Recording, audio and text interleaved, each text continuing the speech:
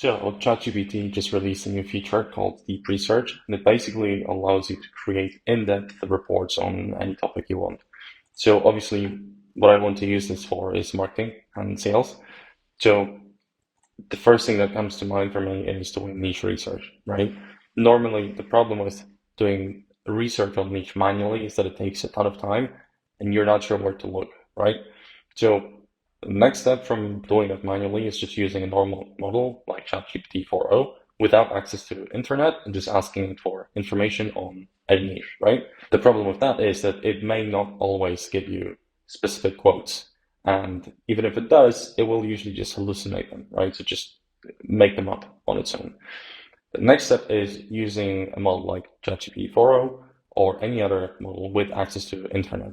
But again, the problem with that is that it might not search for everything that is actually necessary. So deep research is not exactly a model, it's more a functionality coupled with the new model, both the meaning and the high version of thinking. What it does is basically when you first give it a query, it's going to break it down and try to understand what it actually means, right? So what does it mean that you're looking for information about the niche's characteristics, their pain points, their day-to-day, the trends, the news, and everything. It'll ask you a couple questions first, and then it's going to start putting together a report. And the way it does it is by answering smaller questions one by one, making different queries in search engines, and then taking the information from different websites, for example, Reddit, and then putting them all together into a report. Let's try to do a research report on a niche, right? So let's say I want to go after B2B SaaS.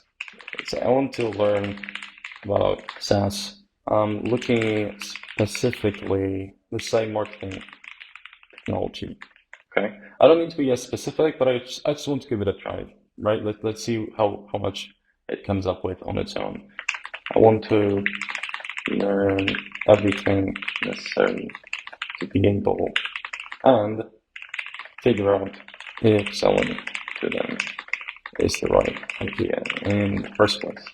Based on criteria like money to invest, at least let's say 10K per project. Or are they easy to find using the internet and contact with outside or LinkedIn? I know that B2B SaaS is growing and specifically marketing technology, so I won't ask that, but you could ask if it's growing. I want to know stuff like the specific detailed pain points, examples of how they manifest use case stories, right? So I don't want it to just tell me, oh, they struggle to get leads. Yeah, no shit. I want to learn exactly what it looks like for the person who's responsible for it to feel like they're struggling to get leads. So I wanted to tell me stuff like, we meet in our board meetings every week and we review our scorecard and we see that we're consistently below our KPI for how many leads we need to be able to hit our revenue targets. That's how specific I want it to be. Examples of how they manifest on daily basis with little use case stories. Trends in industry that are impacting their thinking, different potential buying personas, and breakdown of who to target and what focus on, what to highlight. And the value proposition.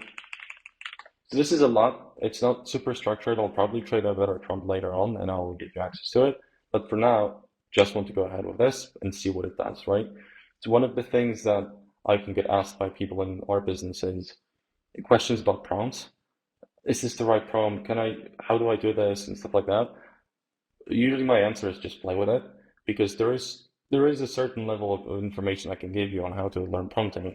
But the reality is for most situations, you just need to play with it because models are so quick and in 90% of tools, you don't really have any limits. Well, this is actually an exception, right? There's 100 searches per month available, I think. This takes a lot of time. So if you use up 100 per month, that's good for you. So I just treat it kind of like clay, right? You're kind of molding it. And as you make different moves, right, you kind of see what it turns out to be and you can play with it. So let's see. To make sure I gather the most useful information for you, could you clarify a few things? Geographic focus, Okay, so US company size, aiming for probably early stage and mid-sized companies, say up to 200 employees, which might not be mid-sized per in some definitions, but let's see.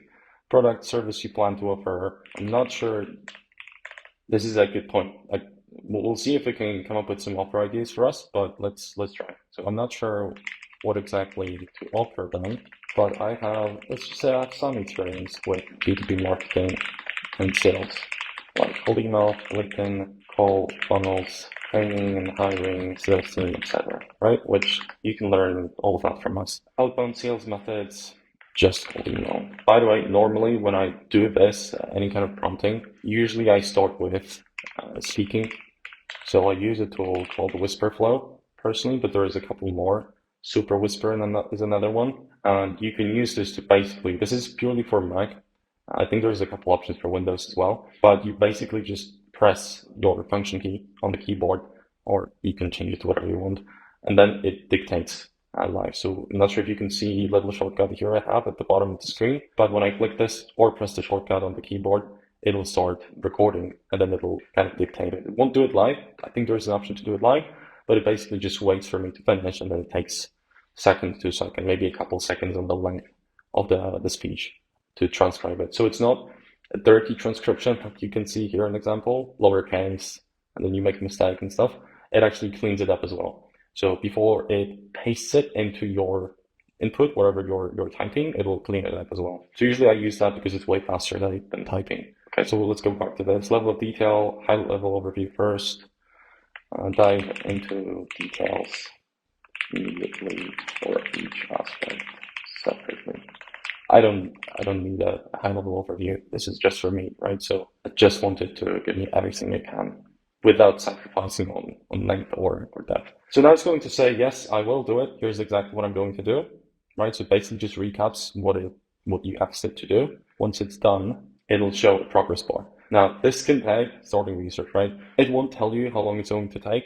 It will tell you how long it's been so far. It can take anywhere from 10 minutes to 15 to an hour. I've seen someone use it for over a day. And it was a really complex report, and there were, I think, hundreds, if not thousands of different sources. I think in this case, it will probably be probably longer than 15 minutes, but we'll see. I'll come back to this and we'll continue from there. Okay, so it took 21 minutes, and I've come back here to have a look at what it gave me. So it had a look at 27 sources, and you can click here, and you can go through its thinking, right?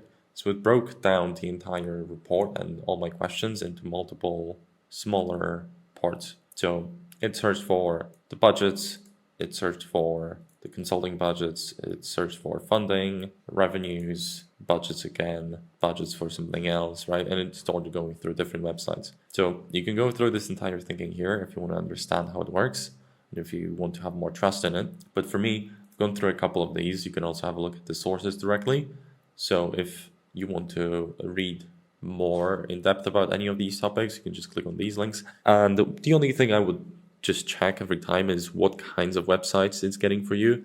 So if you don't know the industry and the websites in it, then it might be more difficult. But I know quite a few of them, and I know that if it's pulling info from ChartMogul or Breakcode, then that might be just SEO optimized articles and stuff like that, which isn't ideal, right? But at the same time, it has a couple more objective ones, let's just say. So let's have a look at exactly what it gave us. So first, this is the entire report, right? So it's really long, and it also gives you sources at the end. So let's just have a look at everything. We're not going to read the whole thing. I'll give you a link below this video so you can have a look at this on your own. But first, it gave us market overview and financial viability. So remember, we're trying to determine whether this niche is right for us and then understand it better. So first, it gives us an overview that normally these companies raise significant funding, especially in Series A. Average round was $18 million. Takes 5 years to reach 10 million ARR, with median time around 2.9 years for 1 million and 5 years for 10 million. Only 13% of those startups hit 10 million ARR within a decade. Mid-sized companies have, mid-sized meaning Series B, C, valuations often in the 35 to 50 million range, and many grow really quick. They average 822% growth over 3 years. Okay, so what does that tell us? It tells us that this could be a really good target for us, right? Because they're getting a lot of funding, most of them at least.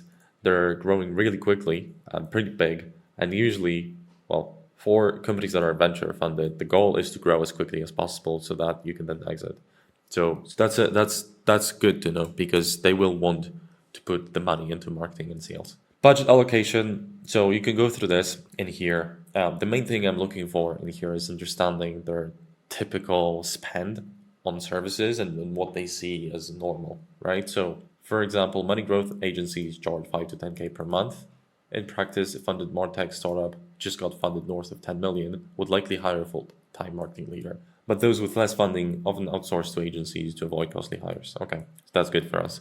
Budgets for outsourced services can range from 8K to 20K monthly. Okay, so early stage companies are cautious but financially capable of 10K plus projects if ROI is clear.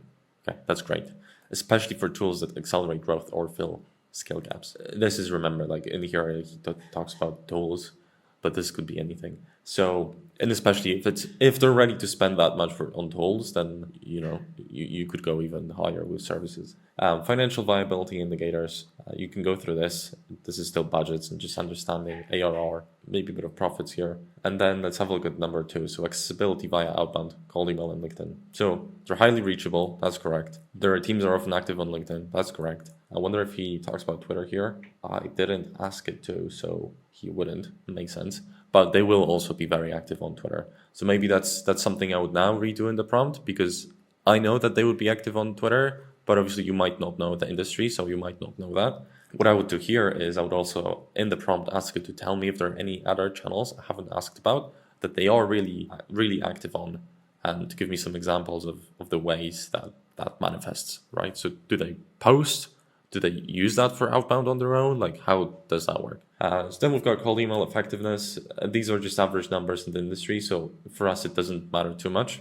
As long as we know that they do use email, right? Unlike, for example, local businesses, that's all we need to know, because these numbers don't apply to us. We're doing better, way better than that. LinkedIn outreach, yes, powerful channel. Some average numbers here, great. Multi-touch sequence, yes, depends, again, on the strategy. Finding decision makers, okay. So CMOs, heads of marketing, CEOs, founders, that's correct. VPs of sales and sales directors, that's correct. Growth and demand gen managers. So this is an important titles that you need to remember, and I would also create different variations of these, a VP of growth and stuff like that. Headcount 1150, that's good.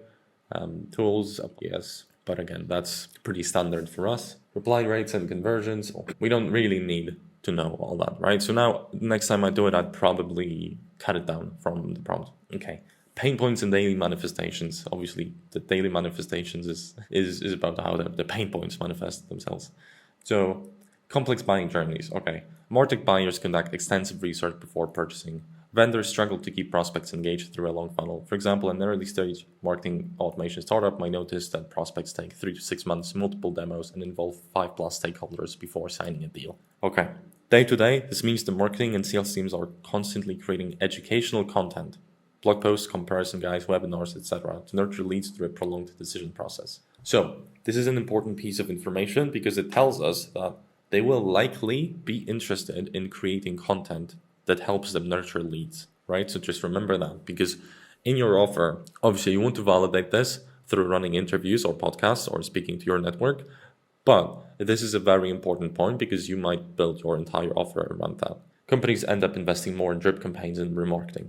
Okay. And this is also important to understand, like what does that cause? Like the fact that the sales cycle takes so long and that they have to create educational content, well, it increases the acquisition cost, right? So anyone who manages to decrease the acquisition cost has more money to spend on marketing. So they should be able to outcompete their competitors and anyone else in the space. So this is important because for many of those companies, unlike in the service industry where I don't think it's as pronounced, in the tech space, the competition usually is fairly fierce, where companies are comparing themselves all the time. And I'm sure you've seen comparison tables and stuff like that, or features and for different softwares. Usually, like any company that is selling does that, right? Because they want to compare themselves to their competitors and the alternatives. You're always choosing between different tools for any given task. It's not as clear for services because you either get approached outbound by someone or it's someone from your network, someone you trust, or someone with a brand, right? So it's a bit different. Cool. So then we've got standing out in the crowded market. So it's basically exactly what I just said. So there's always tons of products and just more tech, 10,000 plus products in different subcategories. So you need to have a very clear value proposition, something that makes it very clear, like why would you use them instead of the alternative. Proving ROI in marketing attribution. Okay, so this is a big one, right? And I can tell you from our own experience that attribution is a big issue for marketing tools. And it does make you, as a buyer, potential buyer, it does make you consider tools more deeply. Because, for example, Hyros, right? They've grown really quickly and fairly big now. All of pretty much everything they're doing is helping you with attribution. Their role, their job doing marketing and sales is showing you how attribution will help you increase ROI, right? So the marketers for those marketing companies are under pressure to show ROI from their tools. The problem here is the difficulty of attribution. So there are usually multiple different marketing channels. So it's hard to attribute one customer, one lead to just one channel, right? And if you don't, then you have to split it correctly, blah, blah, blah. And now the problem here is that you need to explain all of that, not just do it correctly in terms of your product, but also explain it to a potential customer. So this is the real issue, right? The customers, potential customers hesitate without a clear ROI history story. Okay, adoption and integration challenges. That's a big one, especially for bigger companies and bigger tools like CRMs. It costs a lot of money to switch. And it's not just the cost to buy the tool, it's cost to implement it, connect it with the existing systems, existing database or whatever they have, different tools, and then train the team and make sure it's being used correctly, right? So the opportunity cost is fairly high because you might spend that money on just increasing ad spend, hiring new salespeople, opening a new marketing channel, rather than switching to a new CRM or whatever the tool is, right? So all of that they have to overcome. And remember, in this part, the pain points and daily manifestations, we want to understand what it's like to be them, so we can speak to their problems very easily. And some other pain points, data privacy and compliance, yes, but it probably applies more to enterprises and bigger companies. Churn and retention, yes, that's the case for pretty much any SaaS company.